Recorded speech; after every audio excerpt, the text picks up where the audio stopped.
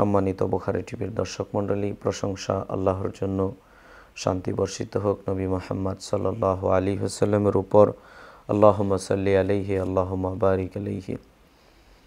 আমরা মানুষের সাথে যখন চলাচল করব, দেখেন আমরা হয়তো সহি পদ্ধতিতে সালাত আদায় করি, আমরা হয়তো সহি পদ্ধতিতে সিয়াম পালন করি, আমরা হয়তো সঠিক আমলগুলো করার চেষ্টা করি, কিন্তু মানুষের সাথে সৎ ব্যবহার, ভালো আচরণ, নরম ব্যবহার এইগুলো কিন্তু আপনার আমার মধ্যে নেই।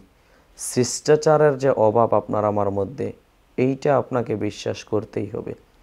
আপনি মনে কষ্ট নিয়েন আর না নেন, আমার কিছু করার নেই, তবে আপনাকে আমি বলবো শিষ্টাচার গ্রহণ করার চেষ্টা করবেন।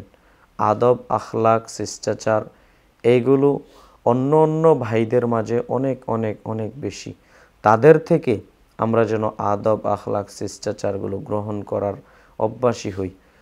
তারা হয়তো সহি আমল করে না, আমরা ওইগুলো নিয়ে অনেক কটাক্ষ করি। তারা হয়তো শিরিক বিদাত করে, ওইগুলো নিয়ে আমরা কটাক্ষ করি। হ্যাঁ, ঠিক আছে, শিরিক বিদাত না করলে আপনার মর্যাদা, আমার মর্যাদা অনেক অনেক অনেক বেশি, একথা সত্য। কিন্তু আদব, আখলাক, শিষ্টাচার এইগুলোও তো আমল ভারী করে, আপনার জান্নাতের পথ সহজ করবে।